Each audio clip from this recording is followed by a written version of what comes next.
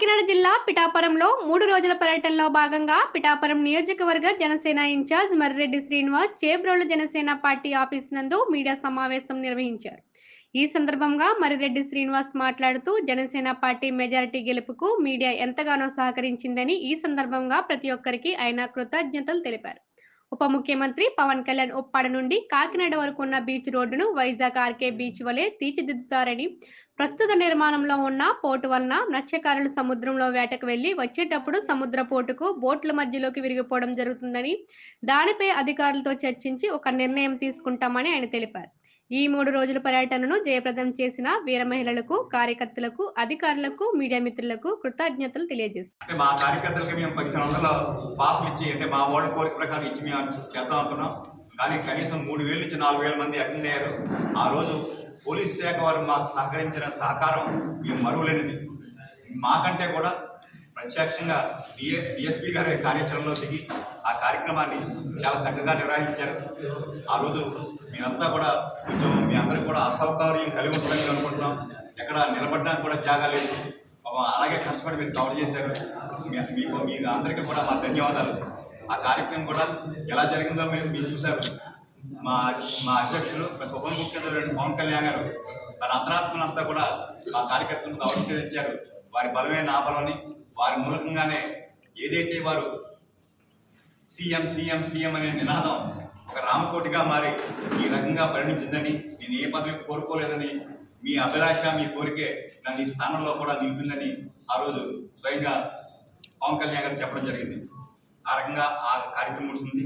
రెండో రోజున కాకినాడలో డిస్ట్రిక్ట్ అఫీషియల్స్ తోటి అనేక శాఖలు వారు దాన్ని ఏమంటారో రివ్యూ చేయడం జరిగింది, సమీక్ష చేశారు.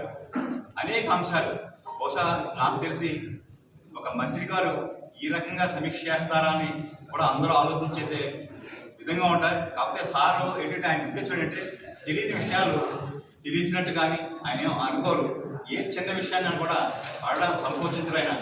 అలాగే రమారమి 5-6 గంటల సమీక్ష జరిగింది. చాలా క్షుణ్ణంగా చేసి సమస్యలు ఎక్కడున్నాయి, ఎందు మూలంగా ఈ కార్యక్రమాలు జరగట్లేదు, ముఖ్యంగా గ్రామీణ నీటి సరఫరాలో ఈ లోపాలకు కారణం ఏంటని చెప్పి వారు అధ్యయనం చేశారు. రావాల్సిన నిధుల లభ్యత లేక, కనీసం రీప్లేస్మెంట్ లేక, కేవలం శాలరీస్ కూడా ఇవ్వలేక ఈ వ్యవస్థను ఏదో అలా నెట్టుకొస్తున్నారు. దాని మూలంగా పాత పైపుల మూలంగా కూడా ఇటీవలకు మనకు ఆనందం చూసాం. డయర్ ఇటువంటి సమస్యలు వచ్చినాయి. దీనికి మూలాలు కూడా ఇక్కడ ఉన్నాయి. వీటినన్నీ మనం అడ్రస్ చేయాలనే నిర్ణయానికి రావడం జరిగింది. వాటన్నిటికీ సరిపడా కార్యాచరణ రూపొందిస్తున్నారు. తప్పకుండా అత్యంత కీలకం ముఖ్యమైన అంశమైనటువంటి తాగునీరు మీద సారు చేశారు. అదేవిధంగా పంచాయతీరాజ్ శాఖ, ఫారెస్ట్, ఎన్విరాన్మెంట్, అలాగే పొల్యూషన్ మీద కూడా ఆయన రోజు చాలా స్పెసిఫిక్ ఇన్స్ట్రక్షన్ చేశారు. ఏం చెప్పారంటే, మేము ఇండస్ట్రీలకి ఎగ్జిస్ట్ కాదు, ఇండస్ట్రీస్ లేదే రాష్ట్రం డెవలప్ కాదు, కానీ ఇండస్ట్రీస్ కూడా మన బాధ్యత నేర్పాలి. వారి లాభంతో పాటు పర్యావరణాన్ని మేము డిస్టర్బ్ చేస్తామంటే ఏ పరిశ్రమను మేము నడవలేము. పరిశ్రమ నడవాలి, పర్యావరణం కాపాడాలి. అటువంటి పరిశ్రమలు ఏమైనా ఉంటే ఐడెంటిఫై చేయమన్నారు. వారిని అందరినీ కూడా మన వ్యవస్థలో పనిచేసే విధంగా ఎటువంటి పర్యావరణానికి కానీ, సముద్ర జలాలకు కానీ, నీటి వనరులకు కానీ కాలుష్యం రకంగా ఉండాలంటే విషయాన్ని కూడా ఆ రోజున వారు దిశానిర్దేశం చేయడం జరిగింది. తదుపరి 3వ రోజున సార్ మొట్టమొదటిసారిగా అక్కడ ఆయనే కోరారు. మన నీటి సరఫరా సంబంధించినటువంటి సిడబ్ల్యూఎస్ స్కీమ్ ఒకటి నేను పరిశీలిస్తానని చెప్పారు. తర్వాత ఉప్పాడానికి పరిశీలనకి వెళ్ళారు. కోత గురైన పాత్రాన్ని జరిగింది. అక్కడ అశేష జనవాహిని సార్కు ఘన స్వాగతం పలిగారు. అక్కడ ప్రభుత్వం వారు ఏర్పాటు చేసినటువంటి ఎగ్జిబిషన్ కానివ్వండి, లేదా ఆ విషయాన్నంతా పరిశీలించారు. ఎక్కడి నుంచి ఎక్కడ కోత గురవుతుందనే విషయాన్ని కూడా పరిశీలించారు. మీకు అందరికీ మీకు చెప్పవలసిన విషయం ఏంటంటే, సార్ ఇక్కడ వస్తులేకే ఆ ఇష్యూస్ మీద అన్నీ కూడా అధ్యయనం చేసి వచ్చారు. ప్రతి విషయం ఆయన దృష్టిలో ఉంది. అదేవిధంగా పక్కన ఉన్న హార్బర్లు నూతనంగా నిర్మాణం జరుగుతుంది.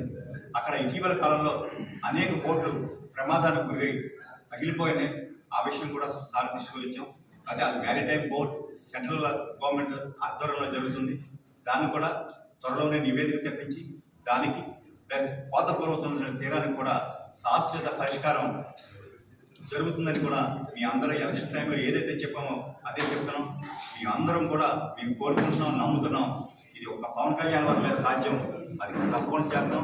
సార్ బహిరంగంలో వచ్చేసి కూడా చెప్పారు, కాకినాడ నుంచి ఉప్పాడ వరకు కూడా బీచ్ రోడ్ని ఆర్కే బీచ్లా కాకపోయినా అంత సుందరంగా దిద్ది ప్రధానికంతా కూడా ఆ బీచ్లో స్వేద తీరే విధంగా కూడా ఆ బీచ్ తయారు చేస్తామని కూడా చెప్పడం జరిగింది.